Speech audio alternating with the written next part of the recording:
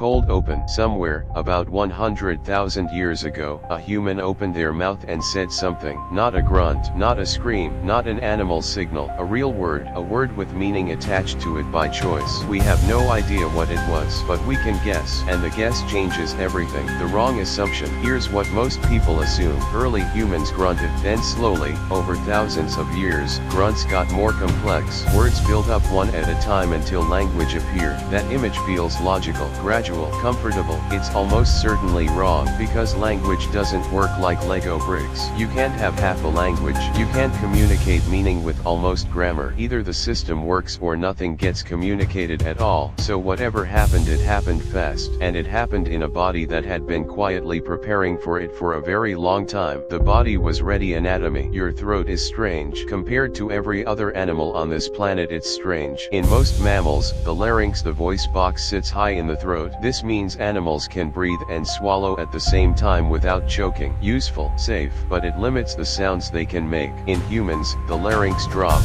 way down, so far down that we can actually choke on food, which is genuinely dangerous, but in exchange, we got a much longer space above our vocal cords, a chamber that could shape air into hundreds of distinct sounds. This shift happened between 300,000 and 100,000 years ago. And there's another clue. At the base of ancient human skulls, there's a tiny horseshoe-shaped bone called the hyoid. It anchors your tongue muscles. In Neanderthal skulls, the hyoid looks exactly like ours, which means Neanderthals could very likely produce complex speech sounds. They had the hardware. The body was ready. But the body is not language. Language lives somewhere else. Proto-language clues. Linguists have a method. Take every language alive today and work backwards, comparing words, grammar patterns, sound structures. You start to reconstruct languages that no longer exist. This is how we know Sanskrit, Greek, Latin, Russian, English, Persian, and Hindi all come from the same source: Proto-Indo-European, spoken 6,000 years ago. A language no one wrote down, one we rebuild from echoes. Push further back and researchers find a small set of words that appear in almost every language family on Earth.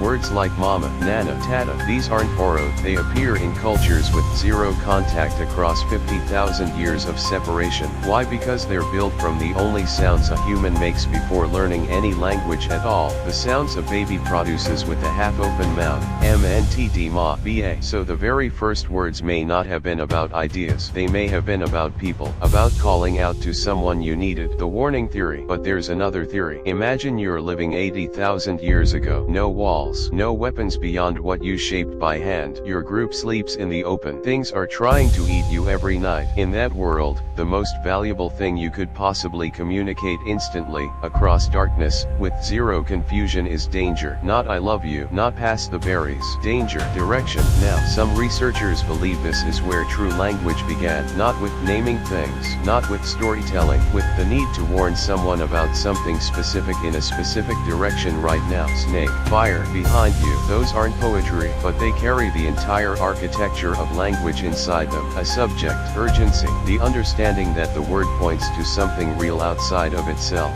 That leap from a sound being a sound, to a sound meaning something that is the moment language was born. Language created the self. Here's where it gets strange. We tend to think of language as a tool we invented to express what we already felt. We had thoughts and feelings, then built words to describe them. But some philosophers and cognitive scientists believe it happened the other way around. Without the word I did early humans experience themselves as a self without tomorrow. Could they plan for a future they hadn't lived without? Why could they ask the question that separates curious minds from reactive ones? Language didn't just let humans talk to each other, it let them talk to themselves. It created the inner voice, the narrator in your head that is literally narrating this video right now. The first word wasn't just survival, it was the moment humans became the kind of creature that could wonder about their own existence. Including this exact question thousands of generations later. We'll never know what the first word was. 100,000 years of time have erased every trace of the sound, but we know what it did. It started a chain reaction from a campfire in the dark to every poem ever written, every argument ever had, every I love you ever whispered, every lie ever told, and every question ever asked about who we are, including this one. If you could send one word forward in time to whoever comes after us, the way we now look back at that person by the fire, what would it be? Drop it in the comments. I genuinely want to know.